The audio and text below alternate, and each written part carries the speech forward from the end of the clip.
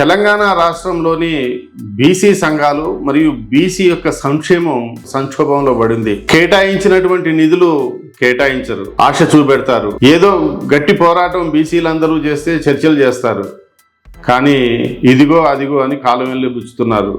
ఈ రకంగా సంక్షోభంలో తెలంగాణ బీసీ సంక్షేమ శాఖ ఉంది.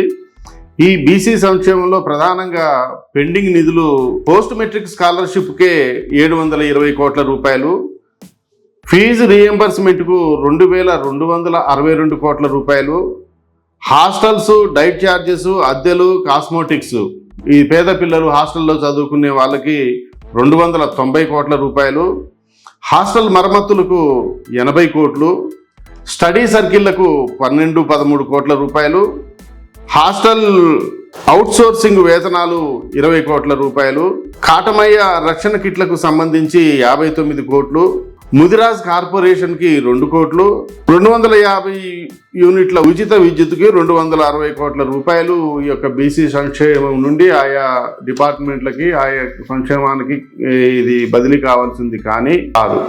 అగ్రవర్ణాలు రాజకీయం చేసినంత కాలం మనం అడక తినే వాళ్ళం, బీసీలు అడక తినే వాళ్ళ లాగానే ఉంటారు.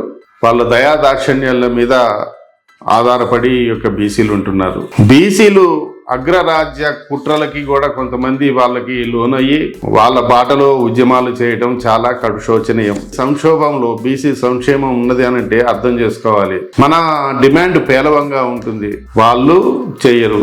ఇప్పుడు రిజర్వేషన్ లో కూడా మనం గట్టి గుణపాఠాలు నేర్చుకున్నాం. ఎన్ని గుణపాఠాలు వచ్చినప్పటికీ కూడా మనం మారట్లేదు. కేవలం మన రాజ్యం, మన రిజర్వేషన్లు మనకి కావాలి. అప్పుడు మాత్రమే బీసీ సంక్షేమం కానీ, ఎస్సీ ఎస్టీ సంక్షేమం కానీ నిరంతరంగా కొనసాగి మన యొక్క వర్గాలకి న్యాయం చేకూరుతుంది.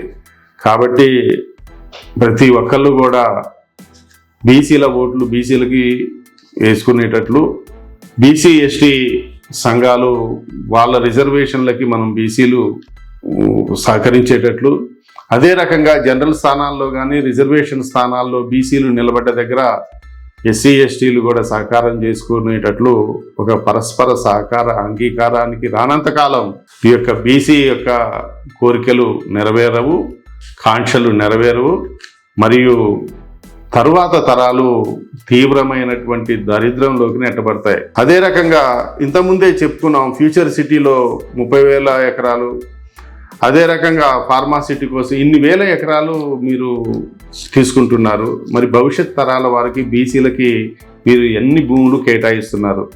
కాబట్టి మీరు కనీసం ఒక 5,000 ఎకరాలు ఫ్యూచర్ సిటీ అంటున్నారు కదా, మీరు 90% ఉన్నటువంటి మా వర్గాలకి కూడా వారి యొక్క పారిశ్రామికవేత్తలకు, అదే రకంగా వాళ్ళు చిన్న చిన్న పరిశ్రమలు నెలకొల్పుకోవడానికి, వాళ్ళ యొక్క వెల్ఫేర్ కోసం, భవిష్యత్ తరాల కోసం ఉపయోగపడేటట్లుగా మేము డిమాండ్ చేస్తున్నాం. 5,000 ఎకరాలు ఫ్యూచర్ సిటీలో బీసీలకి రిజర్వ్ చేసి ఉంచాలని, బీసీ పారిశ్రామికవేత్తలకి 5,000 ఎకరాలు కేటాయించాలని డిమాండ్ చేస్తున్నాం. 5,000 ఎకరాలు మా యొక్క ప్రధాన డిమాండ్గా ఉంది. ఫ్యూచర్ సిటీలో 5,000 ఎకరాలు మాకు గట్టిగా మేము ఈ విషయం మీద పోరాడతాం. 5,000 ఎకరాలు భవిష్యత్తు కోసమని బీసీ తరాలు, బీసీ అంటే ఎస్సీ ఎస్టీ బీసీ వర్గాలకి కంపల్సరీ ప్రభుత్వం కేటాయించి మేలు చేయాల్సిందిగా కోరుతున్నాం. ఒకవేళ అది కానీ చేయనట్లయితే మేము పోరాట మార్గాన్ని ఎంచుకొని దీన్ని ఎట్లా నిలుపు చేయటమో ఆ రకంగా మేము ఉద్యమాల ద్వారా ప్రభుత్వానికి బుద్ధి చెప్తాం.